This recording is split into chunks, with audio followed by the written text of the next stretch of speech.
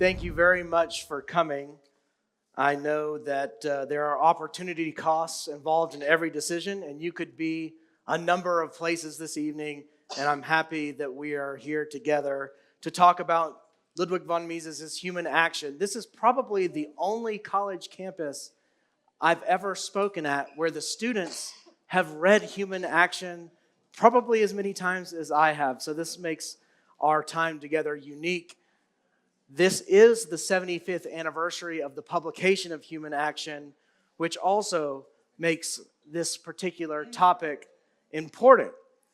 As you know, because you have all read it, Human Action is a long work that encapsulates the core principles of the Austrian School of Economics, named for the Austrian national background of such prominent exponents as Karl Menger, Eugene von Bomborg, Friedrich von Weiser, and Friedrich von Hayek. The book can be considered a treatise on epistemology from which economic conclusions flow. Mises begins, after all, with epistemological questions, examining the nature and limits of knowledge. This starting point is crucial because it lays the foundation for two key concepts in Austrian economics. The first is praxeology, or the study of human action based on a priori concepts and their logical relationships, rather than historical analysis, as in Marxism with its account of historical materialism. The second is methodological individualism, or the proposition that only individuals and not collective groups act.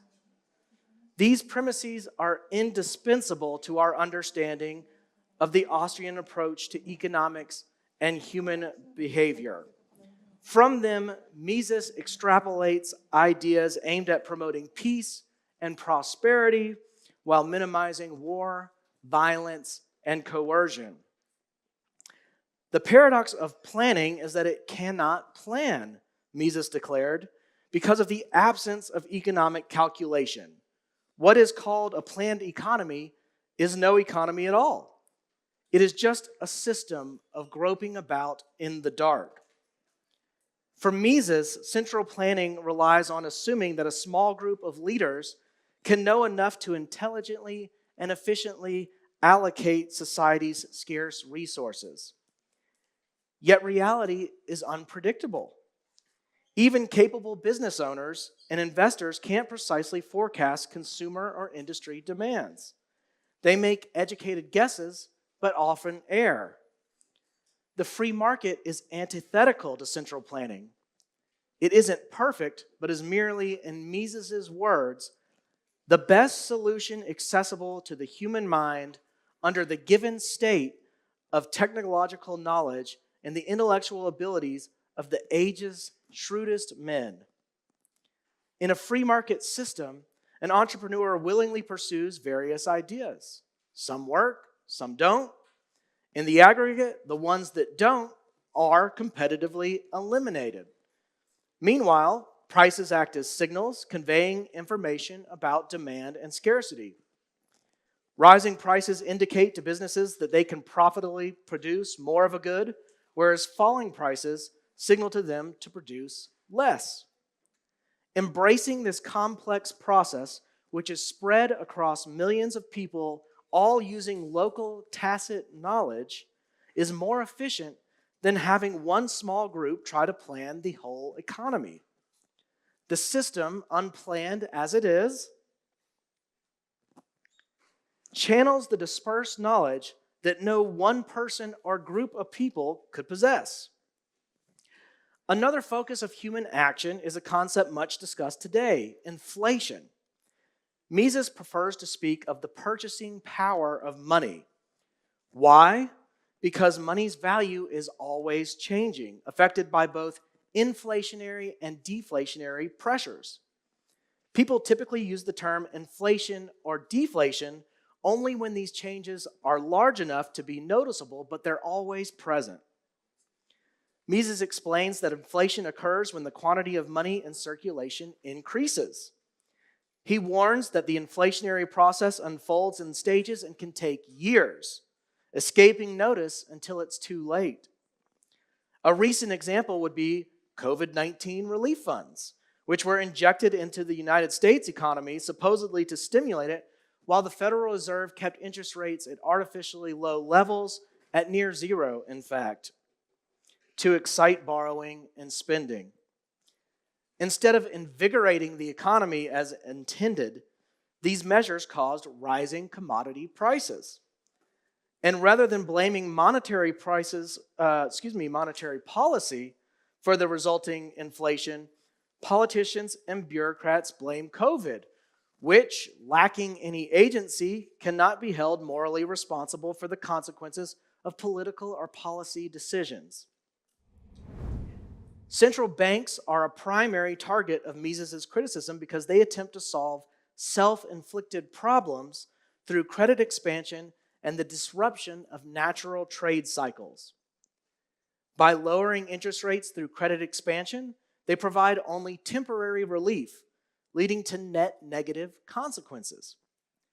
Central banks, in collaboration with government officials, historically concentrated precious metals like gold or silver in their reserves, creating dependency among private banks. As a result, private banks maintain less cash on hand while nonetheless projecting an appearance of solvency, relying on the central bank for bailouts whenever runs on deposits occurred. Over time, this led to critical instability throughout the banking system.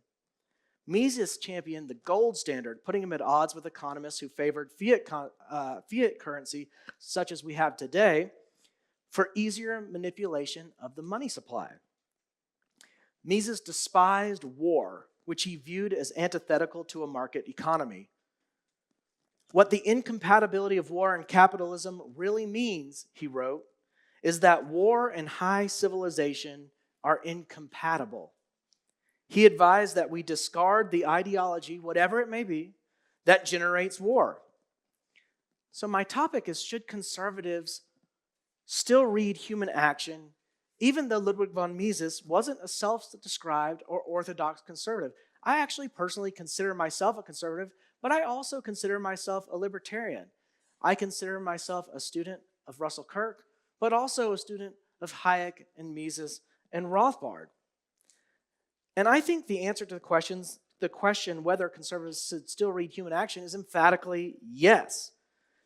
Its ideas have the potential to unite diverse factions within the right, most notably those exemplified by the contrasting free-con and nat-con statements of principles. So some of you may not be aware because you're not as immersed in United States politics as I am, but there are competing statements of principles. The National Conservative Movement arose a few years ago, and they have their statement of principles. And in response to that, a movement called the Freedom Conservatives announced their statements of principles as well. Interestingly enough, I put both statements into artificial intelligence and said, tell me the key differences and similarities between these statements. And actually, AI generated much more similarity than it did difference. And I find that to be fascinating. However, among national conservatives, you'll see some support for industrial policy, trade, tariffs, and then among the free cons, you'll see different perspectives on immigration. Economically oriented libertarians often ignore cultural concerns, tolerating libertinism and even showing antipathy towards tradition, religion, and family. On the other side, nat-cons tend to claim that libertarian policies have dominated the right for decades, despite clear contrary evidence of the federal government's continuous growth. This steady state expansion has resulted in a pervasive managerial welfare state that intervenes in all aspects of daily life. Most self-identified conservatives in the United States occupy a middle ground, I think, acknowledging the importance of both economic growth and good values for societal stability and order. Economic prosperity and moral values are, in fact, interconnected and mutually reinforcing. Conservatives who prioritize social values and morality require a thriving economy to support their goals. Equally, advocates of free market principles need a society rooted in ethics, justice, and strong social values for their economic objectives to succeed. In essence, a healthy society depends on economic vitality and moral foundations working in tandem. Free markets are great, but if you have society full of really bad people, really unethical people making immoral choices, well, then the free market's not going to cause these people to thrive. People have to be self-governing. People have to order their own lives according to norms and values in order to prosper and flourish. There are some species of conservatism that idealize a way of life based in close-knit, tribal-like communities, following strict religious and moral teachings, remaining isolated from mainstream commercial society, prioritizing strong bonds between community members, and cultivating eternal values. Conservatives who follow this outline might believe that prosperity leads to luxury, which invariably results in moral decay, and that poverty, while challenging, preserves moral integrity. This romanticized vision for society holds that living in relative poverty but maintaining high moral standards is preferable to achieving material wealth at the cost of spiritual harm. The reality, however, is that prosperity can coexist with and nourish moral and spiritual health. Actual poverty looks less like a communitarian utopia and more like methamphetamine abuse, fentanyl overdoses, political corruption, bad education, declining health, shortened lifespans, poor housing conditions, and dependence on government programming. Social and religious conservatives should study human action because economic freedom is necessary for preserving the family and culture while strengthening community ties, whereas inflation and economic instability erode moral foundations. In turn, free market advocates should promote cultural conservatism to counter state intrusion into family and community affairs. The family acts as a defense against the welfare state, preserving non-state institutions and voluntary private activity. Inflation undermines purchasing power and financial stability, increases stress on family and community commitments, raises education costs, widens the wealth gap, reduces intergenerational transfers from parents to children, undermines retirement security and elder care, and encourages career choices based on financial concerns over vocation, promoting materialism over human solidarity and tradition. Social problems like rampant crime are partly attributable to poor economic policies. Economic instability correlates with higher divorce rates, increased mental health problems and domestic violence, delayed marriage and parenthood, reduced fertility rates in wealthier groups, weakened nuclear family structures, and cohabitation over marriage due in part to high housing costs, right? In the United States, at least, a lot of young people can't afford housing. They take on heavy student loan burdens. The interest rates are high on mortgages. They can't afford to buy houses. And so they shack up with their significant other rather than waiting for marriage because it's too expensive to delay that cohabitation. The welfare state exacerbates these issues by undermining the nuclear family, replacing community support with government bureaucracy, politicizing daily life, altering time-tested values and family structures, and incentivizing divorce through state provisions to single parents and other deleterious domestic arrangements. Many Americans are increasingly focusing on their education and their work and their career as their primary sources of happiness. They're trying to find their identity and their occupation. 71% of Americans, according to Pew Research, believe having a satisfactory job or career leads to fulfillment, whereas only 23% view marriage as a path to the same type of fulfillment. Men present an even starker scenario. About 1 in 4 men from ages 25 to 54 is not working full-time in the United States. That's 25% of men between the ages 25 and 54 not working full-time. And guess what? These men are less likely to marry and more likely to divorce when they do get married.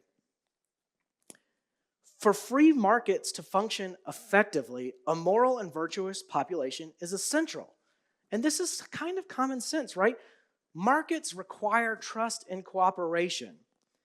If there's any type of diminished willingness to transaction with other people, then there's going to be a reduction in market efficiency, right? If people don't want to enter into contracts because they don't trust people, then that's going to affect the state of commerce in society.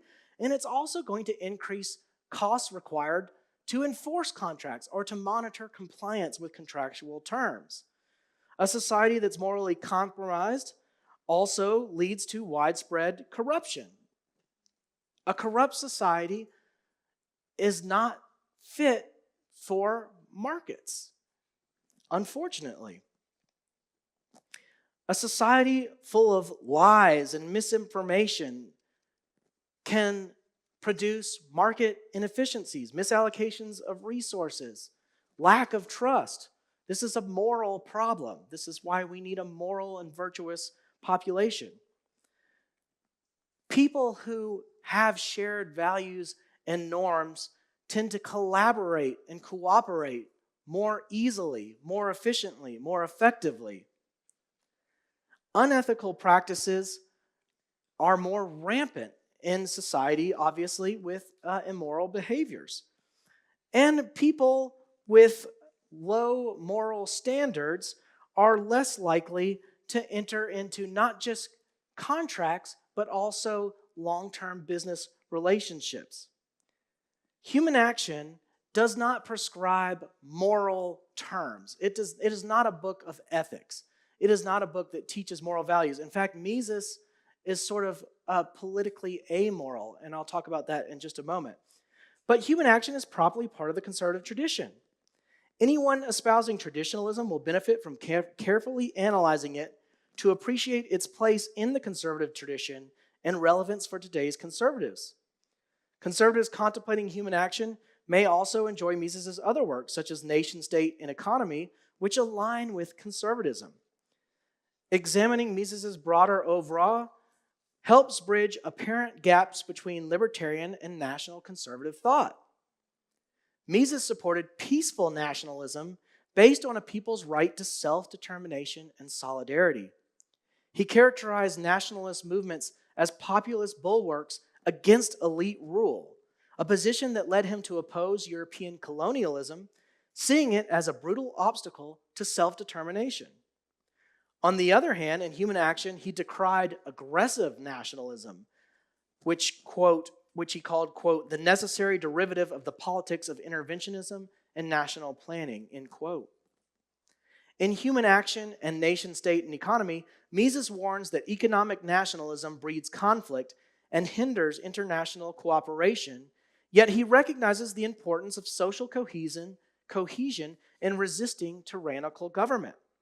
Advocating a form of nationalism that combines economic liberalism with locally embedded culture and nested values. Economics, in Mises' view, is a tool of analysis that reveals how humans tend to act in their own economic interests. So as a tool, economics is morally neutral, right? A car can be used in a moral way to take somebody who's sick to the hospital or to assist people in other ways. But it can also be used as a getaway car from the scene of the crime. It can be used in immoral purpose.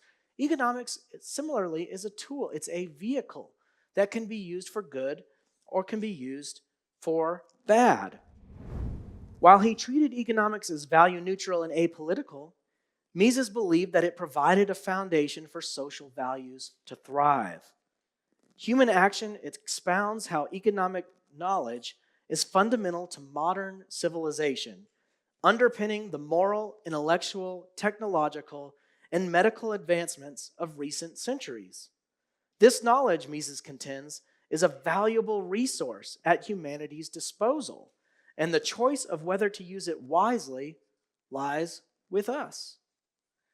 He concludes Human Action with a stark warning. namely that ignoring economic principles won't negate their existence or impact.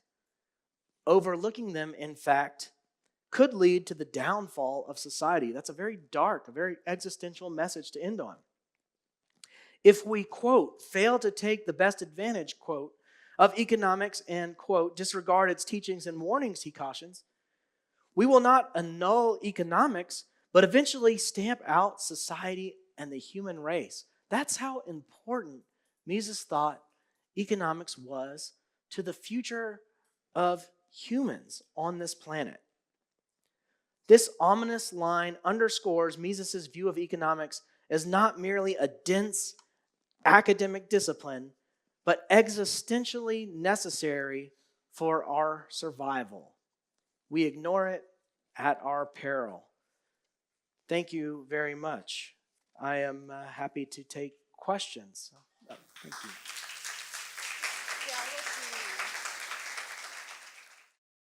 Well, hi. Thanks for having the talk. Thank you.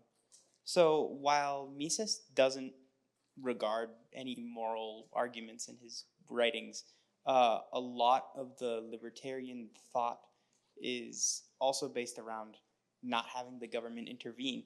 But you mentioned that a lot of the modern conservatives also want to not impose, but guarantee certain moral values in society. So how do you reconcile that with keeping the government out of moral decisions?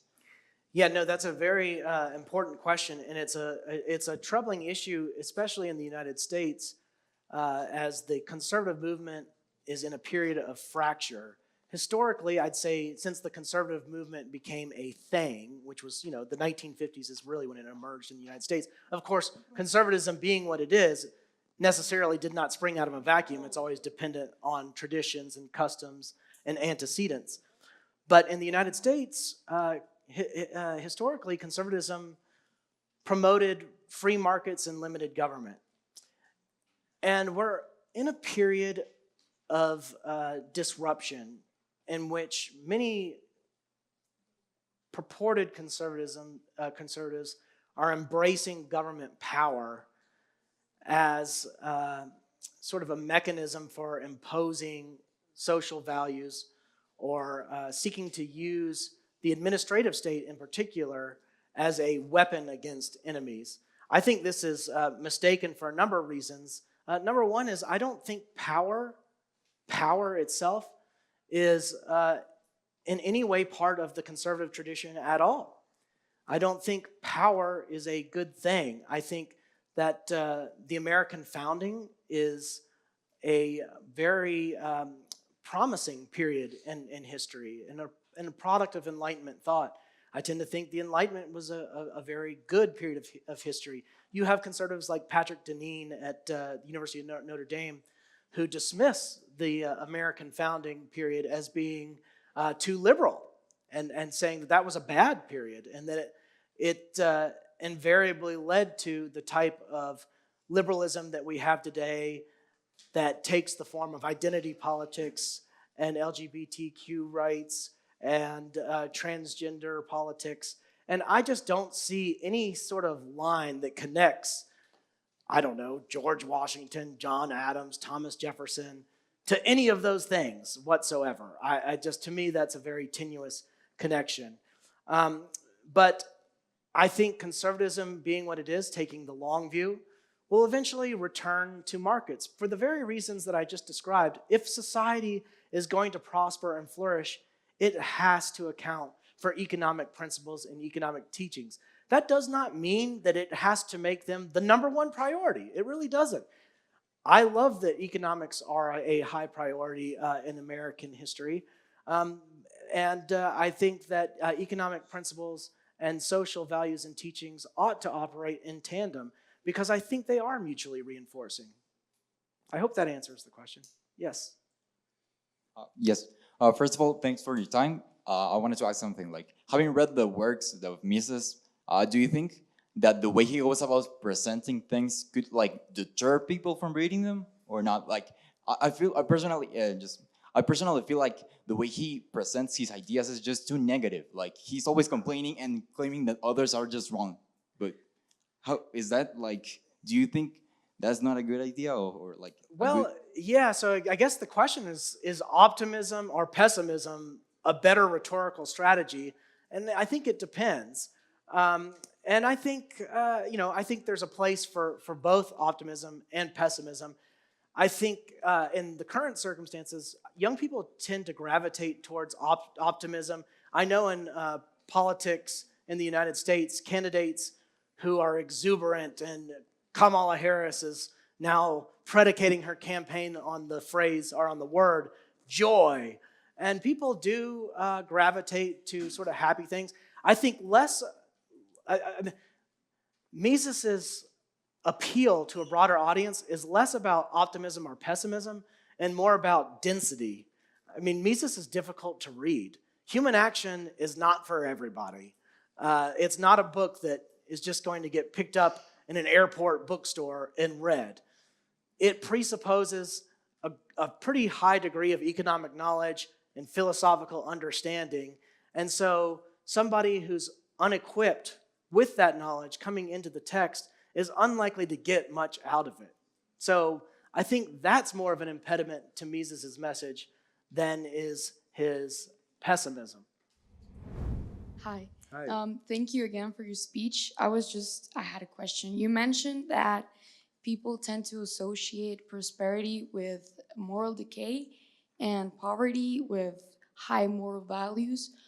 Could you elaborate a little bit more on that note? Yes, that is a particular species of conservatism. In particular, those who advocate sort of a romanticized version of return to a communal or tribal community. So this is not the popular perception among most people. This is a particular variety of conservatives who think that.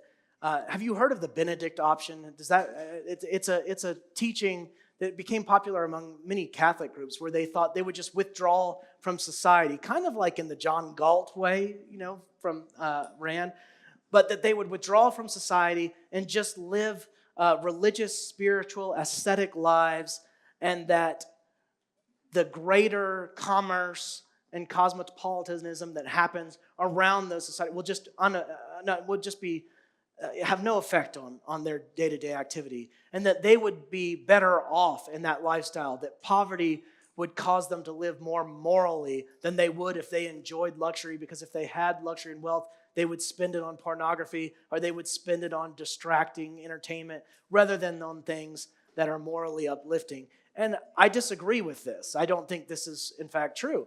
I think that we, of course, can enjoy morality and increase prosperity and technology. In fact, how many people that are Christian read the Bible on their iPhones every day? It makes it immediately accessible to people all over the globe. So no, I actually don't buy into this notion, but there is a species of conservatism that adheres to it. Good afternoon. I just wanted to ask something. In the book of Liberalism of Mises, I know we're talking about human action, but I want to talk about liberalism. He mentions that there is a fake movement of liberalism. What are your thoughts about the conservatives that are like misinformation, giving misinformation about this fake liberalism? Could you say what the misinformation was about? I missed the last part. Yeah, maybe because the conservatives are like fighting against the same conservatives, like, what are your thoughts about that? Yeah, I mean, as I mentioned earlier, the state of conservatism is one of fracture and division right now in the United States, in particular around matters of economics, industrial policy. Trade is a big one. I think both Democrats and Republicans are advocating economic policies that aren't that far apart. They're not that far apart on matters of trade, on matters of tariffs. There's an emphasis on trying to bring industry back home, resurrect manufacturing, and completely ignoring economic principles like comparative advantage that would suggest that not only is it greater for us to engage in commerce for economic reasons, but also for matters of peace and prosperity, right? You're much less likely to go to war with a country with which you enjoy a trade partnership. So there are diplomatic reasons to embrace trade as well. As for the misinformation part, I presume that's about kind of economics and stuff like that. Usually when I hear the term misinformation and disinformation in the United States, it's always about election fraud and election integrity and that sort of thing. But I actually think that there are many conservatives who are well aware that there are certain economic principles that lead to peace and prosperity and material well-being, but they actually are willing to set those goals aside in favor of other goals. And I think that's problematic. I think these goals have to be placed at least on the same level. But again, I think markets work most effectively when you do have a virtuous populace. And I think the United States is in a period of decline. I think both morally and economically, the United States is probably on the wane. I hope to be proven wrong. Good afternoon, sir. Hi, good afternoon. Thank you so much for your time. Thank you. I'd like to build upon what you were saying before about how there's this branch of conservatism that kind of says we have to go back on living more simple lives Yes. in a more trivial style. I find that there's a lot of younger people, maybe more liberal people, that agree with that idea and think we should go back to more simpler ways of living, and stop economic growth and in such a way that it would allow us to be kinder to the planet and be kinder, I suppose, go back morally in such a way that we can live more simpler lives. And I find that to be in two opposite sides of the spectrum, but somehow meeting in the middle. I would like to hear your opinions on how that divide could be breached. Oh, that's very interesting. Well, first of all, I'm a big fan of Henry David Thoreau and his teaching to simplify. Actually, there's nothing wrong with wanting to simplify life. And people who wish to voluntarily remove themselves from society to live aesthetic lifestyles are able to do that if they wish. If that's what they choose to do and it's not done under compulsion or coercion, I find nothing problematic with that. What I do find problematic is elevating that as an ideal toward which everyone ought to aspire, or seeking to impose some sort of government mandates or programs that would mobilize society in that direction. I don't think that's very helpful at all. As for uniting left and right, one area where I think that can happen is in the area of the environmental, social, and governance movement, or ESG. I think ESG is a really big problem. I don't think ESG is a good thing at all. There are 100 trillion assets under management globally, and about 3 asset management firms control roughly $25 trillion of assets under management. Well, Forbes just released its list of billionaires, and there are only just over 3,000 billionaires in the world, just over 800 in the United States. You just can't mathematically get to $100 trillion of assets under management with private wealth. Not possible. Where does the money come from? It comes from government. It comes from government bonds. They could be municipal bonds. It comes from government pension money, state and federal pension money, the pension systems of many countries. It comes from sovereign wealth funds, oil-rich nations that have sovereign wealth funds. And this is how you get that type of astronomical figure. And what these asset management firms do is then they go buy large shares of publicly traded corporations and become engaged shareholders, and they push companies in a leftward direction. So they actually exercise compulsion against private industry, but they also buy shares of publicly traded companies that are most likely to receive government money, government subsidies. So they're investing government money on the front end, and then in a loop, they're getting government money on the back end through their shares, and it's a giant wealth extraction scheme.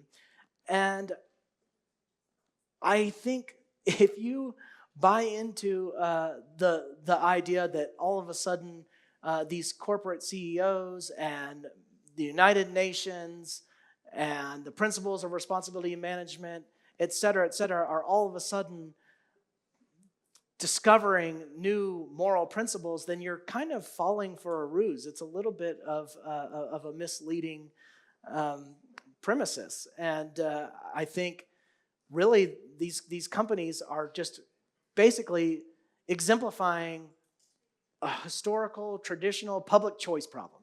These are just companies doing what companies tend to do, which is use the governmental system to gain privileges and competitive advantages.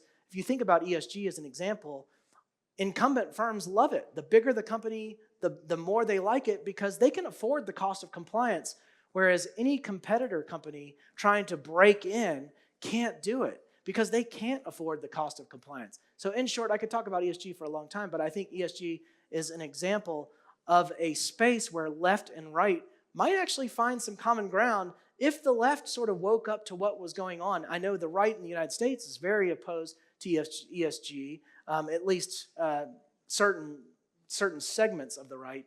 But on the left, you don't have that so much. You might get some small group of far left protesters showing up at BlackRock and protesting greenwashing or something, but it's not as common as it should be.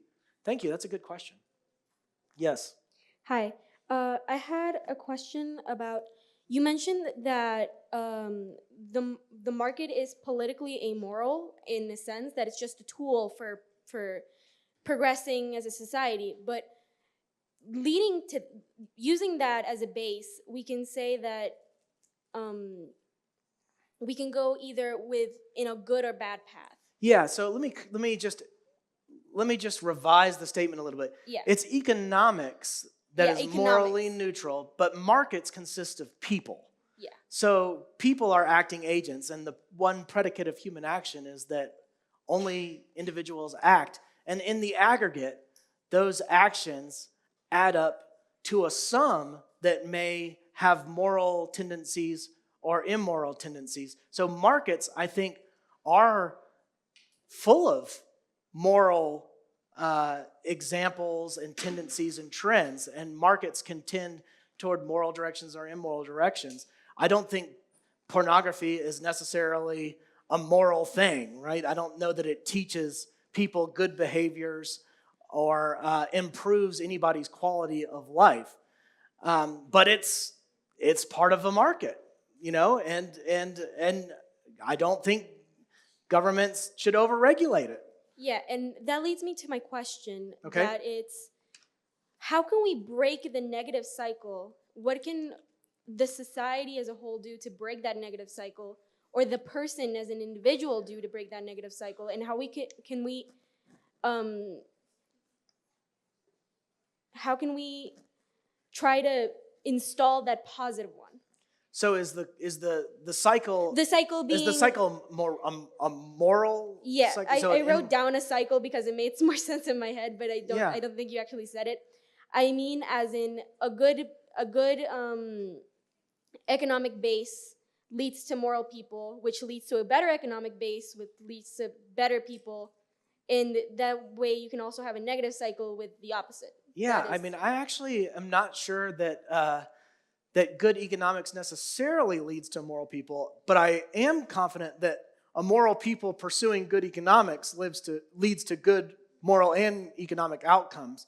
But if you have bad people pursuing good economic policy, I'm not sure the economic policy will bear out in the long run, because I'm just not sure for all those reasons. Lack of trust among market participants.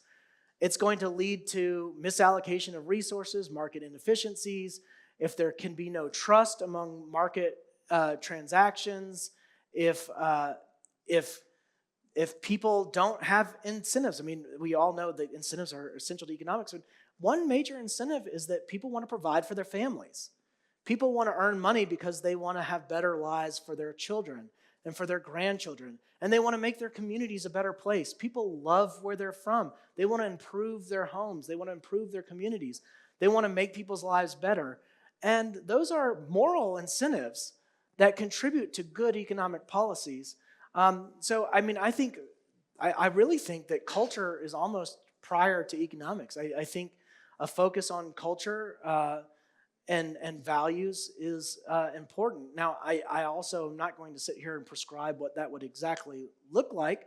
And there are certainly examples of societies that pursued morality toward destructive ends. I mean, you think of just the big example of history is, the Spanish Inquisition, where morality was taken to immoral ends. And so there are examples of tyranny, certainly in the name of morality, and that's also a direction that we want to avoid. Thank you. Thank you. I thank you for your time, and I have a question. And since you replied to a question that was made ago, you mentioned that you accept people who have a lifestyle different from the rest, but you find a problem when they try to impose to the government some movements. But don't you think that that's a way to express or deal that some ideas that are not shown or work in our society, for example, different kind of thinkings or acting? Thank you. Yeah, say a little bit more about. Give me some examples of what you mean, if you can. So I have a more concrete. That was more like my question, since there's different kind of people that live a different lifestyle, but they try to impose some movements. For example, that was actually what I was trying to figure out. Where you were saying, since there's different kind of people like showing some realities to the government, and since I think Nina was the one who made the question, and she was saying that, for example, in some ways the government doesn't, or the people try to live simplest lifestyles. Yeah. So how would you try to focus more on that question that was made by Nina? Yeah, so I guess to elaborate a little bit, any civil society is required to accommodate constructive disagreement, because it is impossible to achieve full homogenization of culture and values without some degree of coercion. And coercion is bad. There are certain forms of coercion that I think are okay. For example, coercion to which you submit voluntarily. Someone who submits himself to his church, for example, subjects himself to church discipline so that a church may excommunicate him if he acts improperly according to church discipline standards. I think that's a permissible form of coercion. But in civil society, in public and political life, which is a different sphere, I think what we have to try to do is keep disagreement and conflict, which are inevitable, at the level of rhetoric and discourse rather than physical violence or coercion. And can we ever do that perfectly? No, I don't think so. All we can do is our best. But human beings are flawed creatures. We make mistakes, we pursue power, we have sometimes good ambition and sometimes bad ambition, but we make mistakes, and we have limited faculties. We have limited understanding and sort of circumscribed knowledge of local circumstances, and that prevents us from being able to make fully informed decisions. So we're going to mess up. I think to the extent that toleration is possible, we need to pursue it. The problem is, in the United States in particular, a lot of the cries for toleration come from the most intolerant people who are seeking with all their might to impose their views on other people. And one example of this is the diversity, equity, and inclusion mandates that you see across the United States are ironic, because the acronym DEI ends up meaning something very different. Rather than diversity, the D stands for uniformity of opinion. Anybody who thinks outside of this scope is intolerable.